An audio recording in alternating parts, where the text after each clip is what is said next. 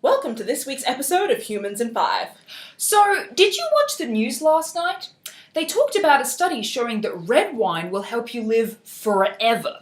Really? I saw a piece yesterday that said red wine can cause heart disease and that we should really be careful with how much we drink. Well, that's not right. How can two studies on the same thing lead to such different results? Science has been in the news a lot lately, as a lot of journalists and researchers have noticed that there are some strange results coming out of institutions around the world. This is not to say that scientists are out to get us or that science is doomed, but it does mean that more and more people are trying to find ways to sort the wheat from the chaff in terms of scientific studies. We both spend an unseemly amount of time as anthropologists sifting through piles and piles of scientific studies. And no matter what level you're at, it can sometimes be a little tricky to sort out which studies are great and which could probably be ignored.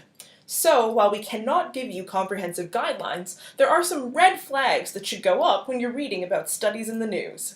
One of the biggest signs of a questionable study is the number of individuals that participated in the study. If the number of individuals is never mentioned, that's a red flag.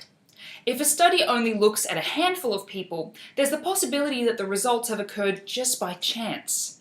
On the other hand, if many people participate, it's more likely that the results of the study could be accurate. Another factor that can influence study results has to do with who coordinated the study.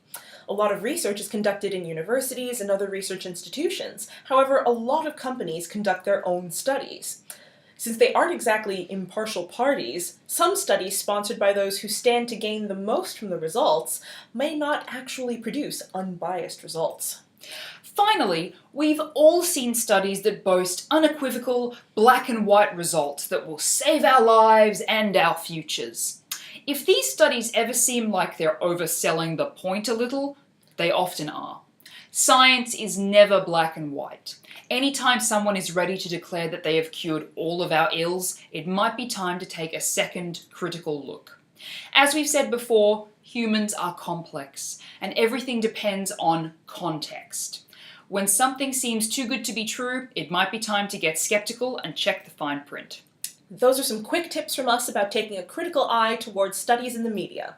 Remember, we're not saying that all studies have problems, but if you think something smells fishy, it probably is.